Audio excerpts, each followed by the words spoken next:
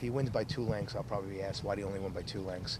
If he's 6 by 10 lengths, you know, I'm the idiot that ran him in the, you know, 1.25 mile race instead of the mile. And you know, to me, you know, it's no different. I mean, running Mo in the Classic is no different than what Harv de Grace is doing right now. I mean, I got to give those guys a lot of credit. You know, Porter and Larry Jones. I mean, you know, I've won a Breeders' Cup. They haven't won a Breeders' Cup, and they could easily have gone into the staff. I don't know. You guys know the odds. Probably 2-5, 3-5. Should have been really, really tough to beat, and I give them a lot of credit. And you know, and Mo could have went to the mile, and he could have been 3-5, 4-5 also.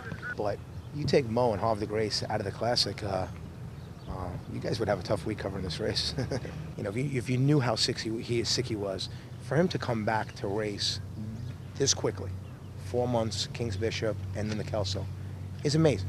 But for him to do what he did in the King's Bishop and the Kelso, especially Kelso, I mean, a 118 speed buyer figure, you know, 0 rag number. I mean, you know, you know, when you guys watch the Kelso, you know, top of the stretch, Jackson Bend is coming on his inside. If I pause the race and ask everybody here who's going to win that race, you guys are all going to bet Jackson Bend. And Mo just looked him in the eye and said, okay, it's time for me to go. And great horses do that.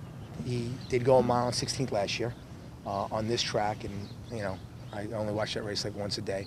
And he was pretty impressive. I mean, and that day, you know, I mean, Zinyan and Blaine was great, and Goldacova was awesome, but Mo was pretty incredible that day. I mean, you know, that was, you know, he's one of the top 2-year-olds of all time. I mean, you know, he's in the top 5, no doubt. We can debate that all day long. I don't think there'd be much of a debate.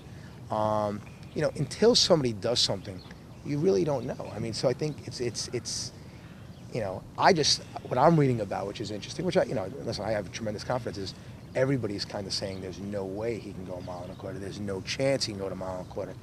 I mean, I get this here. He gets 1.25 miles. I can't wait to read your stories. I mean, what a change of direction. I mean, but listen, I think he just has this incredible stride. He never gets tired, and you know, he just wins. When he's right, he just wins in spectacular, brilliant fashion. I mean, there's a lot of horses. I mean, Stay Thirsty is a great horse. I mean, Jim Dandy, Travers, second in the Belmont, third in the Jockey Go Club. You know he's going to get 1.25 miles. The question for him is he going to be the best horse that day?